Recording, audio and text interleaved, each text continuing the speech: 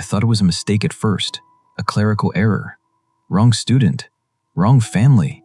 Schools mess things up all the time, right? I almost threw the envelope away without opening it. Almost. My name's Robert Hayes. I'm 41 and I live in a quiet suburb outside Dayton, Ohio. Normal place. Chain restaurants, school zones, little league signs in the yards.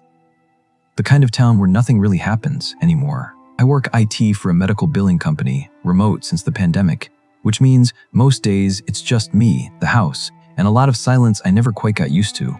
The envelope came on a Tuesday afternoon. White. Official. The school district logo printed in the corner. I remember standing at the kitchen counter, absently sorting the mail, when I saw my son's name typed neatly on the front. Ethan Hayes. I actually smiled for half a second. That's how automatic it was. How deep that reflex still runs. Then the smile fell apart in my hands. Ethan's been dead for 3 years. Car accident. Drunk driver? Broad daylight. One of those stories people shake their heads at and say, "That's awful," before changing the subject because it's too heavy to carry around. Ethan was 12, 6th grade, loved dinosaurs, hated math, always forgot to put his backpack in the same place twice. I stood there staring at his name until my chest started to hurt. My first thought wasn't fear, it was anger. Sharp and sudden, like someone had reached into my life and twisted something they had no right to touch. I opened the letter. This notice is to inform you that your son, Ethan Hayes, has been assigned after-school detention for repeated classroom disruptions and failure to remain seated during instructional time. I had to sit down. The chair scraped loudly against the tile, the sound way too harsh in the quiet house. My hands were shaking so badly the paper rattled. I kept reading, like maybe the words would rearrange themselves into something that made sense. Detention scheduled for Thursday, 30,000 to 4,000 m. Failure to attend may result in further disciplinary action. At the bottom was the school name. The middle school Ethan used to attend. The one I hadn't driven past in years because I couldn't handle seeing the playground. I laughed. I actually laughed. A broken, breathless sound that came out of nowhere. "Okay," I said out loud to the empty kitchen. "Okay." Very funny. But there was nothing funny about the signature. It was his homeroom teacher's name. The same teacher who had stood next to me at my son's funeral, crying into a tissue, telling me what a bright kid he was, and how sorry she was that she'd never get to see what he became. I folded the letter carefully. Too carefully. My stomach felt hollow, like I'd missed a step going down the stairs. That was when I noticed the date on the notice. Not the detention date. The incident date? It was listed as yesterday, and according to the school, my dead son had been marked present. I checked the rest of the mail like that might somehow ground me. Bills, grocery store ads, a flyer for lawn care, normal things. I read the detention notice again, slower this time, looking for anything that would prove it was a glitch, a typo, someone else's kid with the same name. But they had his student ID number printed at the top, the same one I still had saved in an old email from when he first enrolled. My hands went cold. I grabbed my laptop and logged into the school portal without really thinking about it. I hadn't used the login in years. I figured it would be deactivated. Gone.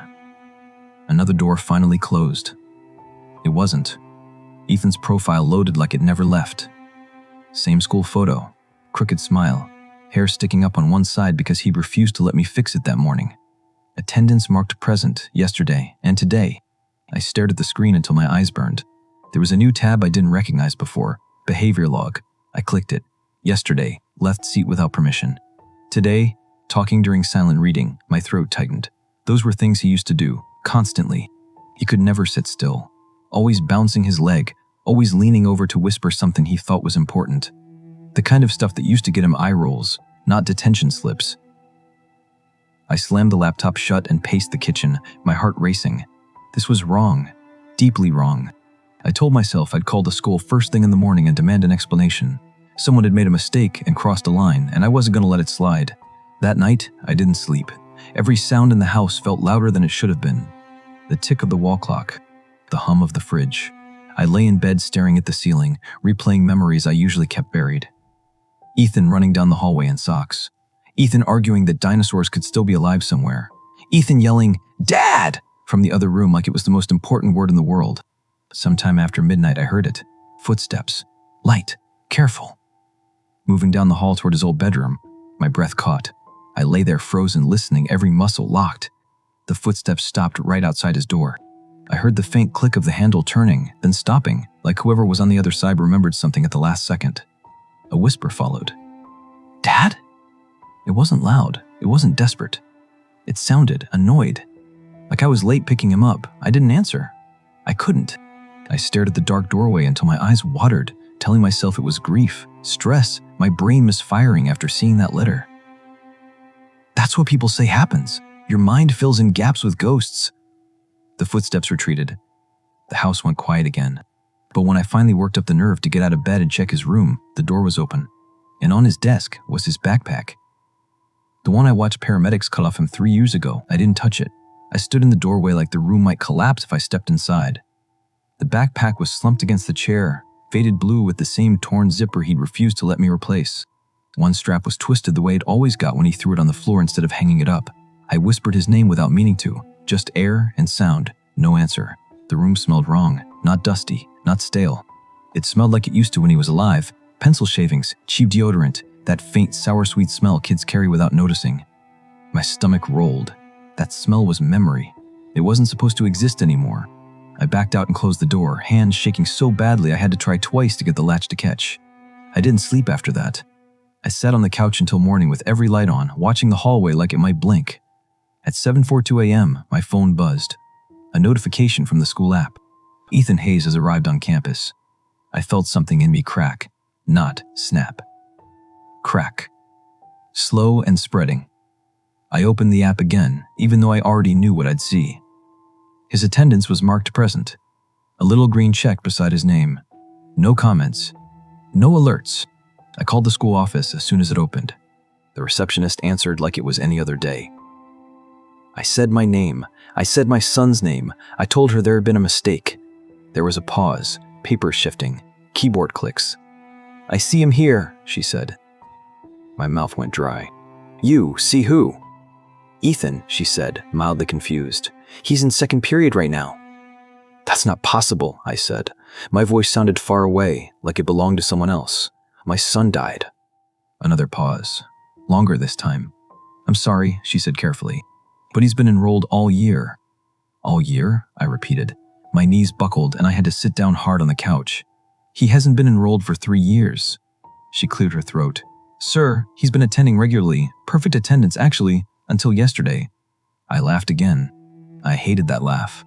Can I speak to his teacher? Of course, she said. I'll transfer you to Mrs. Collins. The line clicked. It rang twice. Robert? Mrs. Collins said. Her voice sounded older. Tired, like it had carried too many conversations like this. I was wondering when you'd call. My blood ran cold. You knew?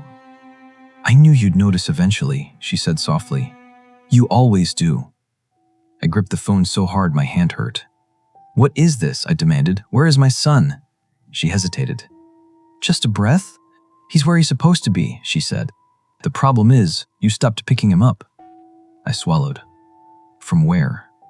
From somewhere in the background of the call, I heard a familiar sound. A chair scraping back, a kid sighing dramatically. And then, clear as day, my son's voice said, Ugh, Dad, you're embarrassing me. I dropped the phone. It clattered against the hardwood and slid under the coffee table. Mrs. Collins's voice still coming through faintly, distorted, like it was underwater. I didn't pick it up. I couldn't. My heart was pounding so hard it hurt, each beat echoing that voice in my head. Ugh, Dad, no, I whispered to the empty room. No, no, no. I backed away from the hallway, every instinct screaming at me not to look toward Ethan's room again. Like if I didn't see him, he couldn't be real. Or worse, he could stay exactly how he was. The phone kept talking. Shh, he's been very patient, Mrs. Collins was saying. But there are rules, Robert. There always have been. I kicked the phone away, sending it skidding across the floor until it hit the wall and went silent. The house felt different after that. Not haunted. Organized. Like everything had a place it was waiting to return to. I sat there for a long time, staring at the carpet, until another sound pulled my attention back to the hallway. A zipper. Slow. Careful. The unmistakable sound of a backpack being opened. Dad? Ethan called again, closer this time, right outside his bedroom door. I can't find my math folder. Mrs. Collins says I'm already in trouble. His voice sounded exactly right. Same annoyed edge, same way he dragged out his words when he thought something unfair was happening. My throat burned. Tears welled up before I could stop them. I'll be right there, I almost said. The words pressed hard against my teeth, desperate to come out. 3 years of silence. 3 years of imagining what I'd give to hear that voice again. My body leaned forward before my mind caught up, grief yanking me like a leash. Something stopped me. Not fear. Memory. The accident report. The hospital hallway. The weight of his backpack in my hands after they cut it off him, heavy in a way it had never been before. Final. Certain. "Dad," he said, irritation creeping in, "you're gonna make me late." Late. I pressed my palms into my eyes until I saw stars. "Ethan," I said finally, my voice shaking loud enough to carry. "You can't be here." Silence fell on the other side of the door. Then a sigh. Exaggerated. So familiar it nearly broke me. "You always say that when you're mad," he said, "but it doesn't make it true." The floor creaked as he shifted his weight. "And Mrs. Collins says if you don't come to the school on Thursday," he added casually, "they're gonna have to keep me after again." The words landed heavy and deliberate. Detention. Not punishment. Containment. I understood then with a cold certainty that made my hands go numb. This wasn't a mistake the school had made. It was a schedule, and my son was waiting for me to follow it. I didn't open the door. I slid down the wall instead, knees drawn to my chest, staring at the strip of light under Ethan's bedroom door like it might start moving on its own. My heart felt too big for my ribs, every breath shallow and wrong. "You coming or not?" he called, irritation creeping closer to anger now. "They're already mad at me." The word they made my stomach turn. "Who's they?" I asked, hating how small my voice sounded. There was a pause. "Just a beat too long. You know," he said, "teachers, staff, everyone." His tone softened then, like he was trying a different approach. "Dad, I don't like it when you do this. You didn't used to." I squeezed my eyes shut. Images crashed through my head. Parent-teacher meetings, emails about missing homework, me promising I'd do better about staying on top of things. Guilt slid in easily. Too easily. It always had. "That's not fair," I whispered. "No," he agreed, "but it's how it works." I heard footsteps retreating, then the soft thump of him sitting on his bed. Springs creaked, paper rustled. "I wrote lines today," he said after a moment. "They said it might help you remember." My blood ran cold. "Remember what?" "That you're supposed to pick me up," he said simply. The house creaked, settling, like it approved of that answer. I forced myself to stand. My legs felt weak, but anger finally cut through the fear. Not hot anger, cold, protective. The kind that had carried me through funerals and paperwork and nights I thought I wouldn't survive. "You're not my son," I said, louder now. "My son died." Silence. Then something shifted behind the door. "Not footsteps. Wait." Like someone standing up very slowly. "That's what you told them too," Ethan said. His voice sounded flatter now, less emotional. "They said you'd say that." A click echoed softly. The bedroom door unlocked itself. I stumbled back as it opened a few inches, just enough for me to see inside. The room was wrong, not decayed, not monstrous, just updated. His posters were different. His desk was cleaner. The drawings on the wall were newer versions of the same things, dinosaurs, but more detailed, bigger, like he'd kept growing without me. And sitting on the bed was Ethan, older, maybe 14 now, taller, thinner. His eyes lifted to meet mine, and they were tired in a way no kid's eyes should ever be. "See?" he said. I didn't stop. My chest tightened painfully. "You're not real?" He tilted his head, studying me like a teacher assessing a struggling student. "I am at school," he said. "I have grades. I have records. I have detention." He stood. "I just don't get to go home unless you come get me." The hallway light flickered. Behind him, on the wall above his desk, were sheets of lined paper taped in neat rows, all of them filled with the same sentence, written over and over in his careful handwriting. "My dad is responsible for me." I understood then. This wasn't about grief, it was about obligation. And whatever had taken my son's place at that school was using the shape of him to make sure I never stopped showing up. I don't remember backing away, but suddenly my shoulders hit the opposite wall and there was nowhere left to retreat. Ethan, that thing wearing him, watched me with an expression that tried very hard to look patient. "Thursday," he said, like he was reminding me to take the trash out. "You'll come, right?" "No," I said. My voice shook, but the word landed solid. "I won't." The air in the hallway tightened. Not colder, not darker, just compressed. The house creaked in protest, like I'd leaned too far back in a chair. Ethan's eyes flicked past me, toward the living room, toward the front door. "They don't like that answer," he said. "Who?" I demanded. He smiled then, small and careful. "Not cruel. Administrative. The ones who keep track," he said. "The ones who make sure kids don't fall through the cracks." A memory surfaced uninvited. A guidance counselor's office, a pamphlet about at-risk students, the phrase mandatory reporting, systems meant to help, grinding on long after they forgot why they existed. "I signed the withdrawal forms," I said. "I buried my son. You don't get to pretend paperwork brings him back." Ethan stepped closer. The hallway light flickered again, longer this time. I noticed something I hadn't before. He didn't cast a shadow. "You didn't pick him up," he said, voice losing its edge. "That's the part that matters." I laughed, sharp and broken. "From the morgue? From the grave?" "No," he said, "from school." The word echoed. School, not the building, the system, bells, attendance, supervision. Places where children are supposed to go, and adults are supposed to retrieve them. "You left him there," he continued gently, "and no one ever signed him out."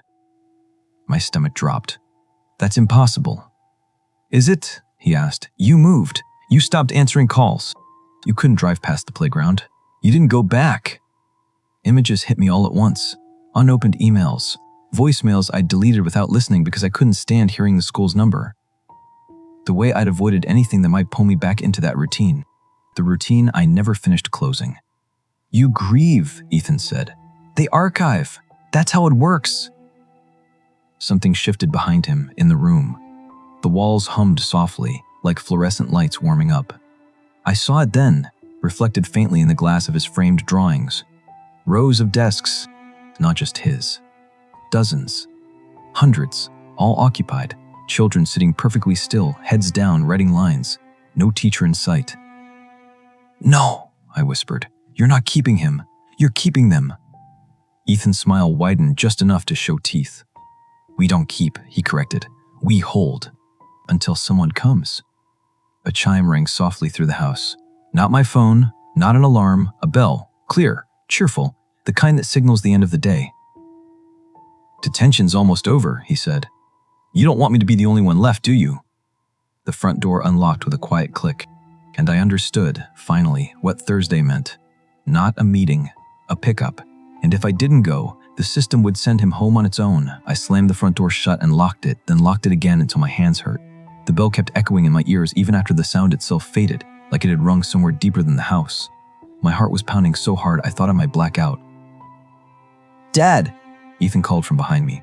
I spun around. He was standing at the end of the hallway now, closer than he'd been before.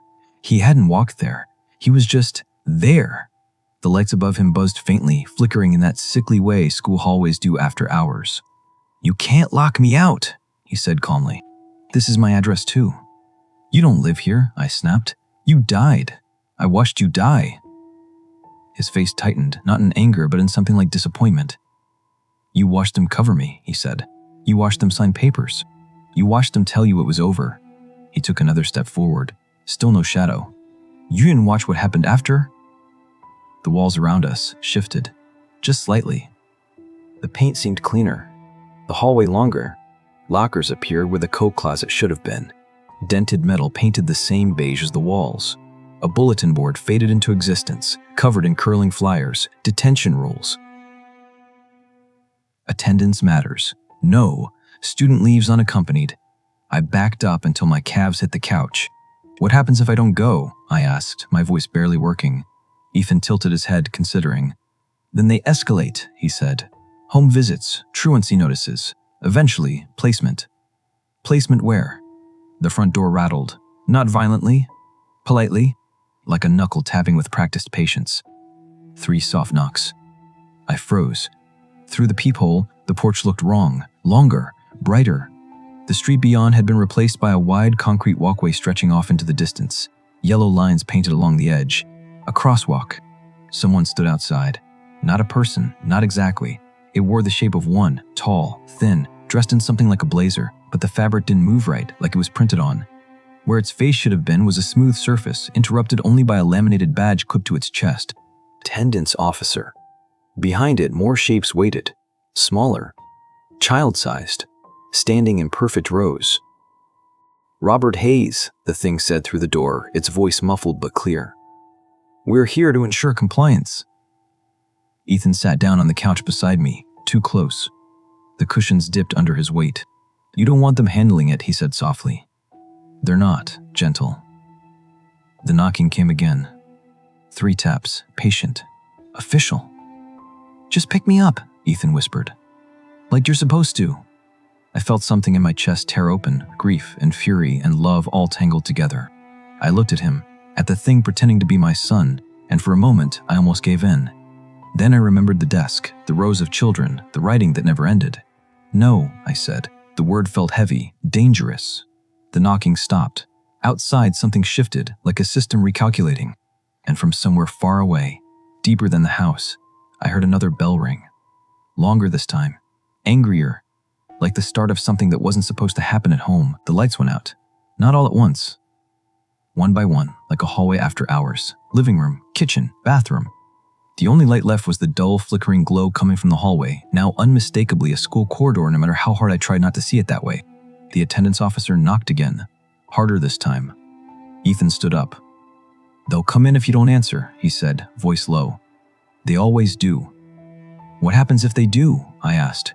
He didn't answer right away. He looked past me, toward the door, and for the first time since I'd seen him again, he looked scared. "They don't wait for parents," he said quietly. "They reassign." The word landed wrong. Clinical. Bureaucratic. Worse than any threat. My stomach twisted as I thought about those desks. Those kids. All waiting. All archived. The house groaned. The walls stretched again, lockers sliding farther into place. A clock appeared above the hallway entrance, its hands spinning wildly before stopping at 4,003 p.m. End of detention. The knocking stopped. For half a second, I thought maybe it was over, that maybe saying no had worked. Then the door unlocked itself. The handle turned slowly, deliberately, like it wanted me to watch. I rushed forward and threw my weight against it, palms pressed flat to the wood. The surface felt cold, institutional, like it didn't belong to my house anymore. "Sir," the attendance officer said through the door, closer now. "You are obstructing an authorized transfer." "No," I shouted. "He's not yours." "Custody is conditional," they replied. "Attendance is mandatory." Something pushed from the other side. Not hard, just enough to remind me I was weaker than the system pressing in. Behind me, Ethan's voice softened. "Dad, if you don't come with me, they'll take me anyway." I turned. He was standing in the hallway again, but the kid shape was slipping. His outline jittered like a bad video feed. Beneath it, something thinner showed through. Paler. Tired in a way that went deeper than age. "They won't let me wait forever," he said. "But you can." The implication hit me like ice water. They didn't need him. They needed me, a compliant adult, a signature, a parent to close the loop. The door bowed inward. A crack split the frame, oozing that same buzzing fluorescent light. I made a decision then. Not a brave one. A desperate one. I let go of the door and grabbed Ethan's hand. His fingers were cold. Real. Solid. The attendance officer froze. "Unauthorized action detected," it said, voice glitching. I pulled Ethan toward me, dragging him away from the hallway, away from the clock, away from the waiting system that wanted to file him back into place. "We're leaving," I said. "Not to school, not anywhere you control." The house screamed, not out loud, in structure, walls bending, lockers rattling, bells ringing in overlapping waves. The front door slammed shut on its own, seals snapping into place like it had never been meant to open. Ethan clutched my arm, eyes wide. "Dad," he whispered, panicking now. "That's not allowed." "I don't care," I said, hauling him toward the back of the house, toward the one place the school had never touched, the backyard, the place with no bells, no attendance, no closing time. Behind us, the hallway stretched impossibly long, lockers multiplying, the clock ticking louder with every second. The system wasn't angry, it was adapting. And I knew, with terrifying clarity, that if we didn't get outside before it finished recalculating, it wouldn't just take my son. It would enroll me too. The back door resisted like it was pushing against something heavy. I slammed my shoulder into it once, twice, the frame splintering just enough for cold night air to rush in. Real air, wet grass, crickets. The smell hit me so hard it almost dropped me to my knees. We stumbled out into the yard. The house behind us groaned like an injured animal. Windows along the back wall flickered, then went dark one by one. The bell sound warped into a low, angry hum that vibrated through the siding. I didn't look back. I couldn't. Ethan tightened his grip on my hand. "Dad, stop!" he begged. "You're making it worse." "Good," I said, breath ragged. "Then it means it's working." The yard felt untouched. No lockers, no lines, no rules painted on the ground, just uneven grass and the old oak fence I'd never bothered to replace. I dragged him toward it, boards rattling as I kicked it open. Behind us, the back door burst inward. The attendance officer stepped out. Up close, it was worse. Too tall, too narrow. Its badge flickered through titles too fast to read. Truancy, custodial review, reassignment pending. Its head tilted, smooth face reflecting the yard like a blank screen. "Return the student," it said. "Parental compliance window has expired." "I never consented," I shouted. "You enrolled him," it replied calmly. "You sent him every day. You taught him where he belonged." The words hid deep because they were half true. Routine, trust, the belief that if you follow the system, it protects your kid. Ethan cried out as the officer reached for him. Its hand passed through his arm like static, then grabbed again, this time catching. Ethan screamed, really screamed! And I felt something tear loose in my chest. "No!" I roared, yanking him back. The yard shuddered. The grass flattened outward in a perfect circle like pressure dropping. The officer staggered, its outline blurring, recalculating again. "Boundary violation," it said, voice fracturing. "Non-institutional space detected." I didn't stop moving. I pulled Ethan through the fence and into the darkness beyond our property line, into the strip of woods the neighborhood kids weren't supposed to play in. The moment we crossed that line, the hum cut out. Dead silence. The house behind us wasn't the house anymore. From the trees, it looked like a low, rectangular building with no windows, just doors, all locked. The attendance officer stood at the edge of the yard, unmoving. "Dad," Ethan whispered, voice smaller now. "Younger. I don't feel right." I knelt in front of him, hands on his shoulders. His face was changing. Not aging. Softening. Like layers were peeling away. The tired look faded. The flatness drained out of his eyes. "You're okay," I said, even though I didn't know if that was true. "I've got you." A sound rose from the building behind us. Not a bell. A filing sound. Drawers slamming shut. One after another, fast, furious, like records being closed without review. The attendance officer's head snapped up. "Case unresolved," it said. "Guardian removed from jurisdiction." It stepped back. The building shuddered and then collapsed inward, folding like paper, shrinking down until it was just my house again. Dark, ordinary, quiet. I held Ethan until my arms burned. He felt real, warm, solid. For the first time since the letter arrived, the world felt like it was holding still.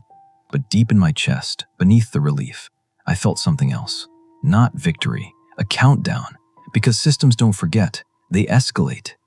And whatever we'd done out there in the dark, we just taught it that my son wasn't the leverage anymore. I didn't go back inside that night. We sat on the cold ground behind the fence until the sky started to lighten, until the birds got brave enough to test the morning. Ethan leaned against me, exhausted, breathing slow and uneven like a kid who'd finally cried himself empty. Every so often he'd twitch, like he expected a bell to ring any second. It didn't. When the sun came up, the house looked normal again. Too normal. Curtains still. Doors closed. No lockers. No lights. If I hadn't felt the splintered doorframe with my own hands, I might have convinced myself I'd imagined everything. Ethan slept in the car while I drove. He looked younger in the daylight. 12 again. Freckles. Chipped tooth from that bike accident I never stopped teasing him about.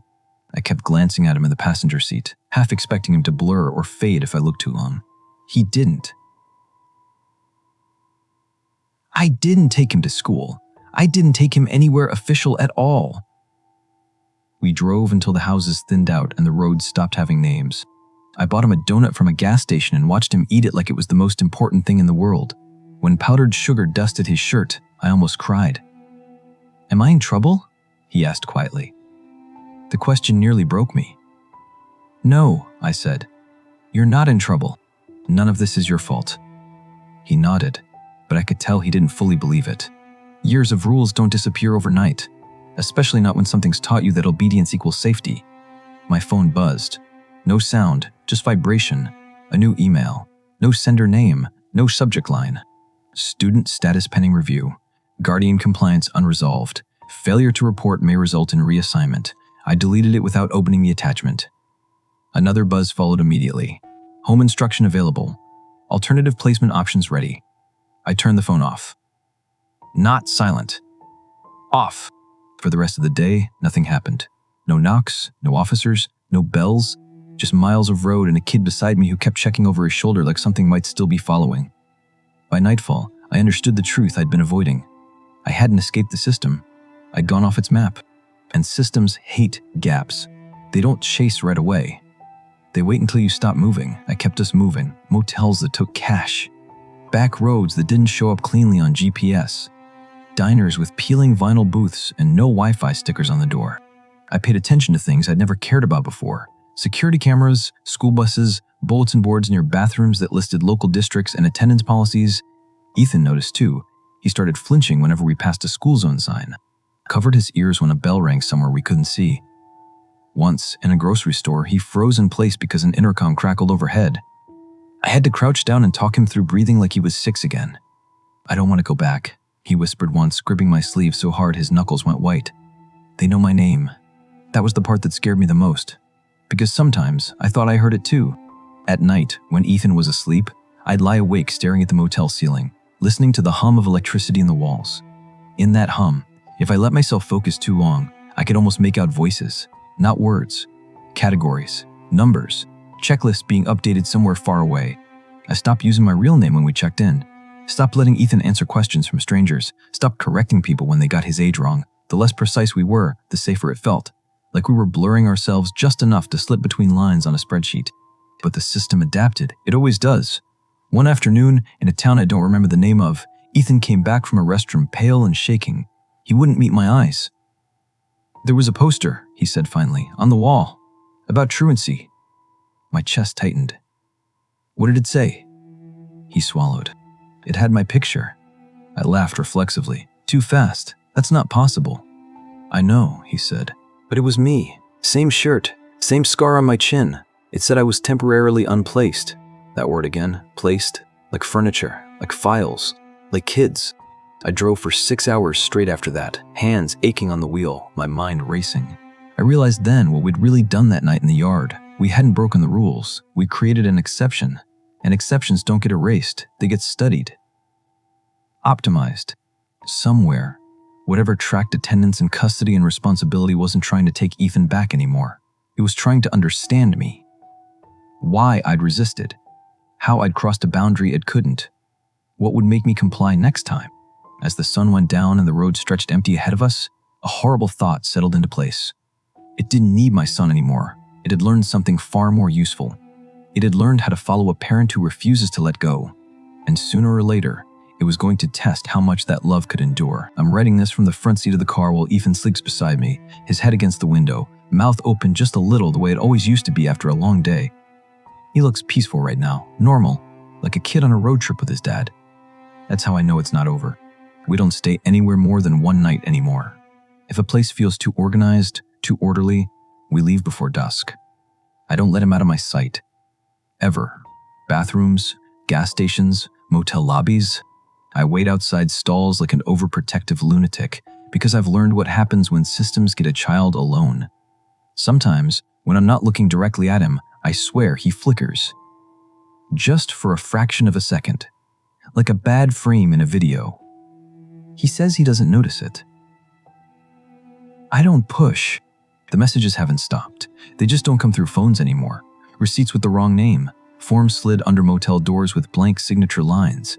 A school bus slowing down when we pass, the driver staring too long.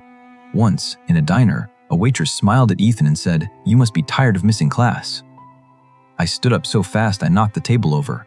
We left food uneaten. We always do. Here's the thing I finally understand. The part no one tells you when they talk about grief or letting go or moving on. When a child dies, the world expects a clean ending, paperwork closed, records archived, responsibility transferred to memory. But I didn't let it end cleanly. I kept loving him like he still needed me. I kept feeling responsible. I kept his place open. And something out there noticed, not a ghost, not a demon, a process. A system that exists to make sure no child is ever left unattended, even if the only way to do that is to pretend they're still alive. It doesn't want Ethan, it wants closure. And the only way it knows how to get that is through me.